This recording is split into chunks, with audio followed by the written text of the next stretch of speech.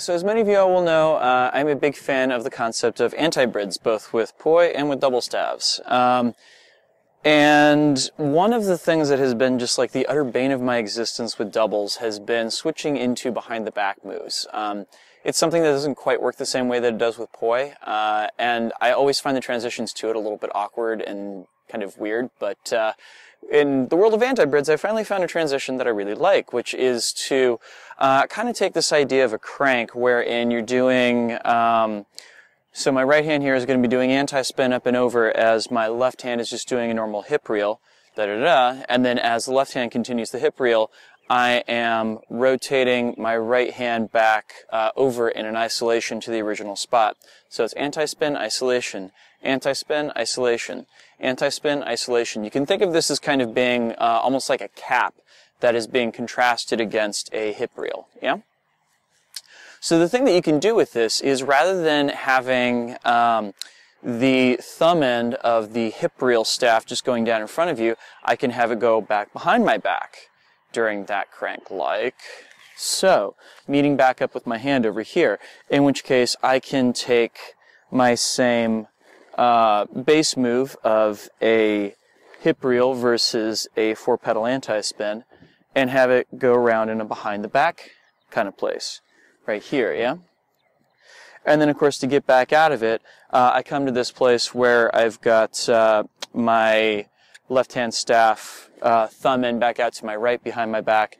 My right hand staff, my thumb end is pointing to my left, and I can drop the thumb end of my left hand staff down behind my back and anti-spin my right hand staff up and around to meet each other back on the other side, in which case to continue that rotation I'm going to drop the thumb end of my right hand staff down.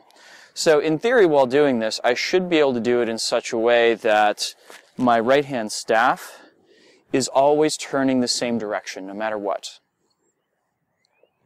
And of course, you can make that same transition over to the left hand side, so that it is now my left hand staff that is performing the anti-spin, and pop that isolation around against the thumb end going down and around behind my back, and again, pull it out into a 4-pedal anti-spin, whoop, versus a behind the back hip reel.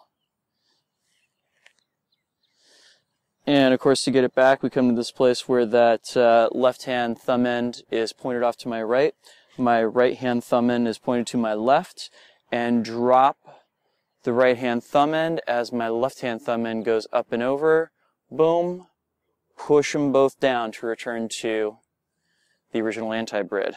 And of course I can use this middle position here to switch back and forth between the right hand and the left hand sides.